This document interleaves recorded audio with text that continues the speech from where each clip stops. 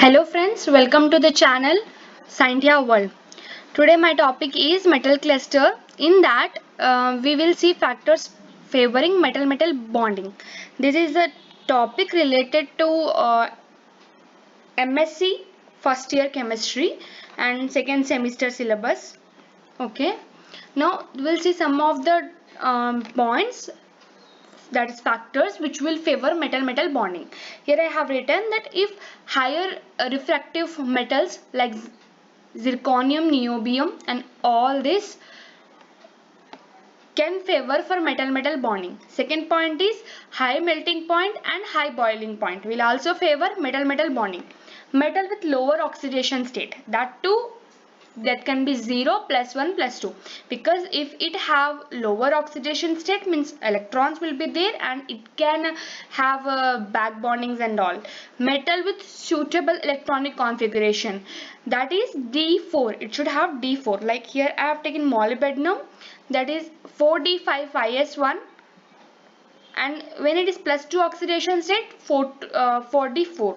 Similarly this one, and similar tungsten, they here we have written for molybdenum 4D5 5S1, whereas here 5D4, not 5D5 6S1, it's 5D4 6S2. It shows a normal configuration.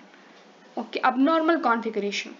Valence electrons, if more, it means if more valence electrons are there, then it will not favor for metal-metal bonding. If less, it will favor for metal-metal bonding.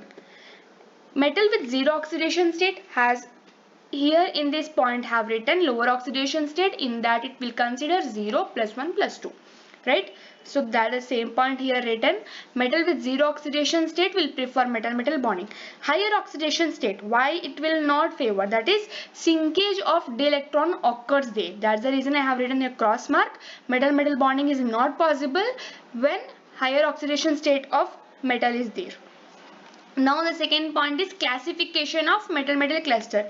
In this classification they have written two types classifications they have asked, and those two types are low nuclearity carbonyl clusters, high nuclearity carbonyl clusters.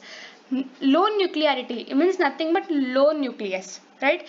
In that M3 type means there will be 3 metals, and M4 type it means 4 metals. In that this example specifically, it is M3 CO12 means carbonyl 12 ligands of carbonyl we will take here. In metal we will take iron, ruthenium, osmium. As if you learn this M3CO12, you can substitute at the place of metal iron one time, that will be Fe3CO12, ruthenium, that will be Ru3CO12, osmium 3CO12, and M4, that will be M4CO12. At the place of M, 4 nucleus, that is means 4 metal, that will be, you will take in cobalt, rhodium, iridium. Okay, you will substitute as we have just done here. Similarly here also we will do CO4CO12, RH4CO12, IR4CO12, right? High nuclearity carbonyl clusters, here M5 will be there, M6, M7, M8 and M10. Examples here written already. For M5, nickel 5 CO12 -2 is a here whole complex oxidation state. Okay, and you might be knowing to how to find the oxidation state of this metal, right? Ruthenium 6 means 6 metals of ruthenium, right? Means we'll take 6 nucleus, 6 atoms of this metal, CO16. Similarly here osmium 7 CO21. Here also for M6 another example of osmium, and for M7 rhodium, and for M8 osmium this one, and for M10 also this one example, right?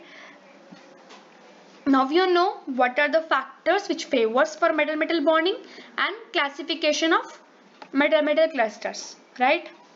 I hope you like the content. Thank you very much.